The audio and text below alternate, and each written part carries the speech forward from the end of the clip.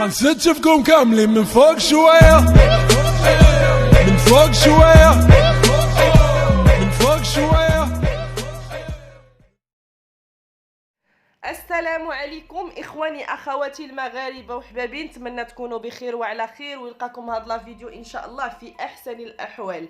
اخواني اخواتي، صراحه فيديو ديال اليوم فاجعه بكل المقاييس. اخواني اخواتي بكل المقاييس فاجعه، كارثه. اخواني اخواتي صراحه ولينا كنعيشوا واحد الاكتئاب نفسي، واحد الحاله لا حول ولا قوه الا بالله العلي العظيم. فكنتمنى انني كنت طلعت ونجيب لكم اخبار اللي كتفرح، اخبار ايجابيه اللي تفرحني ونفرحكم بها، لكن خساره اخواني اخواتي. صراحه ولينا عايشين واحد الحاله لا حول ولا قوه الا بالله. ولينا عايشين صراحه في غابه، اللي جا كيدير اللي بغى، اللي جا اخواني اخواتي كيدير اللي بغى.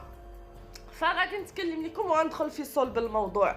واحد السيده اخواني اخواتي اللي كانت حامله كيفها كيف الناس، ساكنه في الجماعه القرويه ديال تزارين، شدها اخواني اخواتي الوجع، وصلت الوقيته ديال السيده باش تولد. فداكشي اللي فكرشها، الجنين اللي فكرش ديالها بغى يخرج، يعني بغى يتزاد، بغى يجي للحياه.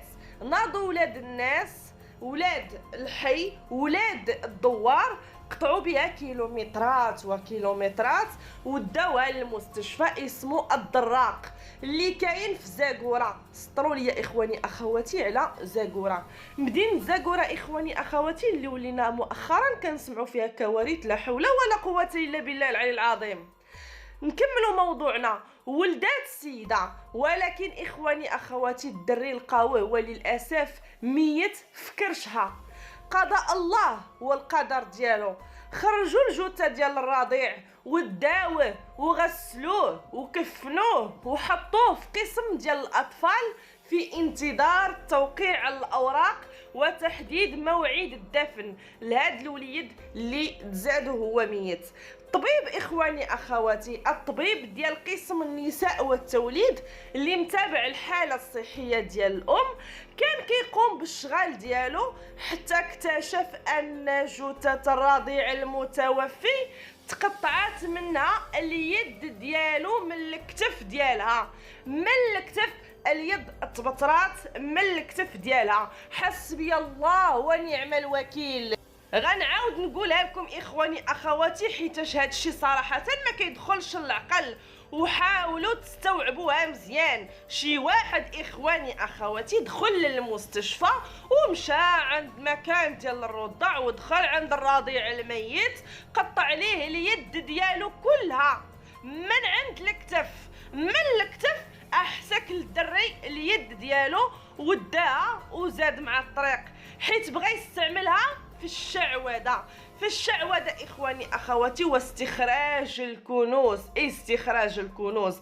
صافي اخواني اخواتي، صراحه وصلنا للقاع ديال الخابيه بكل معنى للكلمه. وصلنا السطاج الاخر، وصلنا اخواني اخواتي للسطاج الاخر. هذه راها جريمه الشيطان وما يديرهاش، جريمه الشيطان يستنكرها وما يقدرش يديرها. والمشكل الكبير انها وقعت في مستشفى حكومي، في مستشفى حكومي. المراقبه والكاميرات والممرضات والاطباء، هاد الناس انا بغيت نعرف فين كانوا، واش كيخليو رضع سواء كانوا حيين ولا كانوا ميتين كيخليوهم بوحديهم بلا مراقبه بلا حتى شي حاجه؟ هادشي اخوتي راه مابقاش كيبغي يدخل لينا العقل. اخواني اخواتي حنا راه ولينا عايشين في غابه. اذا هاد السيده هادي قطعوا لولدها اليد ديالو من الكتف، فاذا وحده اخرى غيكون ولدها ولا بنتها حيين غيبدلوهم لها ولا يديوهم لها في مره. ولا حاسب ولا رقيب، لا حاسب ولا رقيب في هذا المستشفى الحكومي، مستشفى الدراق المعروف بمدينه زاكورة. هادشي اللي ولينا كنشوفوا اخواني اخواتي صراحه يدمي القلوب. صراحه اخواني اخواتي رجعنا عايشين في الغابه. وكيل العام للملك لدى محكمه الاستئناف بورزازات امر الضابطه القضائيه بالمنطقه الاقليميه للامن الوطني بمدينه زاكورة بفتح تحقيق في قضيه قطع يد رضيع متوفى داخل مستشفى الدراق بزاكورة. وحسب المعلومات التي وفرها المصدر ذاته فإن امرأة حذر من جماعة تيزارين وضعت مولودها ميتا داخل مستشفى الدراق بزاكورة ووضع بقسم الأطفال بعد تكفينه، غير أن طبيب قسم النساء والتوليد الذي يتابع الحالة الصحية ديال الأم اكتشف أن يد الرضيع المتوفى قطعت من الكتف في ظروف غامضة. وأضافت المعطيات ذاتها أن الطبيب وفور علمه بالجريمة الشنعاء التي تعرضت لها جثة الرضيع أخبر الضابطة القضائية بالمنطقة الأمنية لزاكورة التي أخبرت بدورها الوكيل العام للملك لدى محكمة الاستئناف بورزازات ليتم فتح تحقيق منذ الليلة الماضية لفك لغز هذه الجريمة البشعة.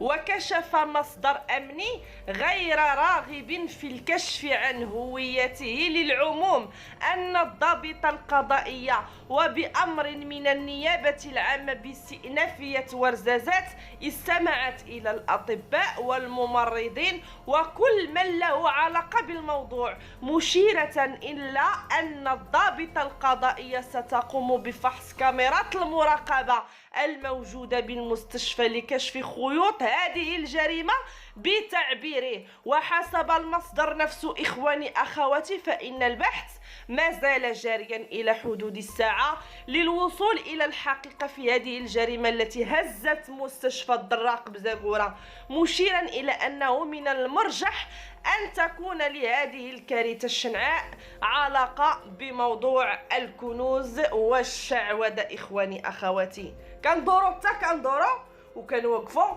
وكنرجعوا للكنوز والمشعوذين والفقيا والكنوزه والدراري الصغار والجنون وبسم الله الرحمن الرحيم. هاد الناس اخوتي ما بقاوش كيخافوا رب العالمين، هاد الناس اخوتي ما بقاو كيحنوا لا في اللي طريبيه، ما بقاو كيحنوا لا في اللي وليد صغير، ما بقاو يحنوا في بنادم باغي يعيش الحياه ديالو، ما بقاوش كيحنوا في الوالدين اللي معذبين على داك الولد ولا على ديك البنت، ما بقاوش كيحنوا هاد الناس حتى شي واحد. هاد الناس كيفرغوا النزوات ديالهم سواء في الاغتصاب ولا في الفلوس ولا في بيع الاعضاء، المهم كيعيش هو الحاله ديالو الطبيعيه. لان خوتي هادشي اللي ولينا كنشوفوه عند هاد الناس، هاد ولاد الحرام هما اشياء طبيعيه اللي كيمارسوها باستمرار، وحنا في غابه وعايشين الحمد لله، ولادنا كيموتوا، ولادنا كيتغتصبوا، يعني حنا عايشين الحمد لله ولله الحمد بخير وعلى خير. هادشي اخوتي ما لازمش تسكت عليه. واش رضيع اخوتي؟ رضيع مزيود مسكين ميت وفي الاخير تبتر ليه اليد ديالو من الجدر.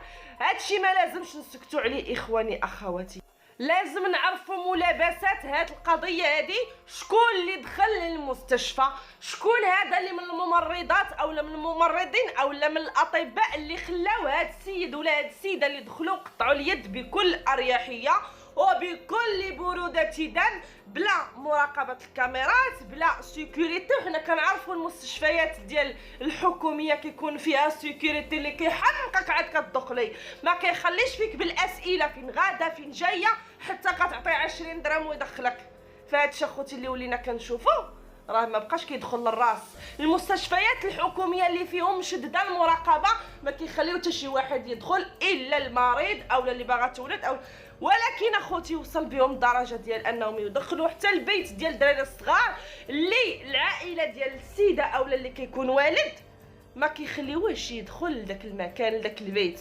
كتكون ممرضه خاصه اللي كتدخل لذاك المكان لذاك البيت ديال الوليدات الصغار. انت ملي كتولدي ما كتمشيش للبيت اللي فيه الوليدات الصغار، ما كتدخليش ليه، كتبقاي في بيتك كيجيبوا لك ولدك وكيعاودوا يهزوه من عندك ويديوه للبيت. هادشي اللي ولينا كنشوفو. فاذا شي طبيب هذا اولا شي ممرضه هذه اللي دايره يدها مع يدات الناس اولا ممرضه ولا طبيب هو اللي مصايب بهادشي ديال الشعوذه، فحنا خاصنا نعرفوا الحقيقه ديال هاد الطفل هذا اللي تبطرات ليه اليد ديالو من الجدر وهو ميت مسكين. شنو غتقولوا لرب العالمين؟ شنو غتقولوا الله سبحانه الا هو؟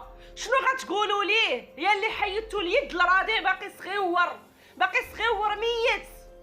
هادشي اخوتي راه انعدمت الانسانيه عند هاد الناس.